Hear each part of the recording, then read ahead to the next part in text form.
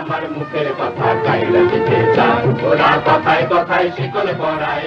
1952 সালের 21শে ফেব্রুয়ারি মাতৃভাষা বাংলার দাবিতে উত্তাল হয়ে উঠেছিল ঢাকার রাজপথ।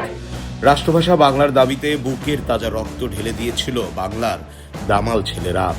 তাদেরই একজন বাংলাদেশের আনসার ও গ্রাম প্রতিরক্ষা বাহিনীর গর্বিত সদস্য, ভাষা শহীদ আনসার প্লাটুন কমান্ডার আব্দুল জব্বার। ময়মনসিংহের পাচুয়া গ্রামে এই সাহসী যুবক 1951 সালে ময়মনসিংহ সার্কিট হাউস মাঠে প্রশিক্ষণ গ্রহণ করে আনসার বাহিনীতে প্লাটুন কমান্ডার হিসেবে যোগদান করেন। হৃদয়ে দেশপ্রেমের অগ্নিশিখা ধারণ করে তিনি 1952 সালের 21শে ফেব্রুয়ারি ছাত্র জনতার সঙ্গে রাষ্ট্রভাষা বাংলার দাবিতে রাজপথে নেমে আসেন।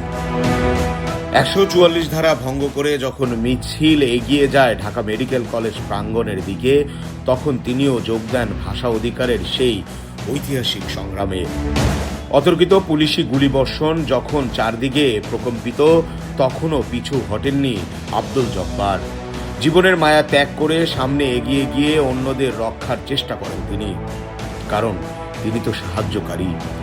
হঠাৎ ঘাতকের বুলেটে বিদ্ধ হয়ে লুটিয়ে পড়েন রাজপথে। তার রক্তে রঞ্জিত হয় মেডিকেল কলেজের প্রাঙ্গণ, আর সেই রক্তই জাগিয়ে তোলে সমগ্র বাঙালি জাতিকে।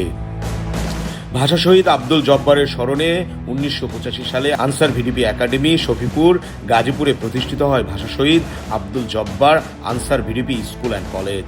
এছাড়া প্রতিষ্ঠা করা হয় বীর আনসার কমান্ডার ভাষা শহীদ আব্দুল জব্বার স্মৃতি গ্রন্থাগার। তার মহান আত্মত্যাগের স্মৃতিস্বরূপ 2000 সালে বাংলাদেশ সরকার তাকে মরণোত্তর 21 পদকে ভূষিত করেন। জাতি আজ গভীর শ্রদ্ধা ও কৃতজ্ঞতায় স্মরণ করছে ভাষা শহীদ আনসার প্লাটুন কমান্ডার আব্দুল জব্বার সহ সকল ভাষা শহীদদের। তাদের আত্মত্যাগেই প্রতিষ্ঠিত হয়েছে আমাদের ভাষার অধিকার, আমাদের আত্মপরিচয়। আমার ভাইয়ের রক্তে রাঙানো 21শে ফেব্রুয়ারি আমি কি ভুলিতে পারি। প্রান্তিক কণ্ঠস্বর, ঢাকা।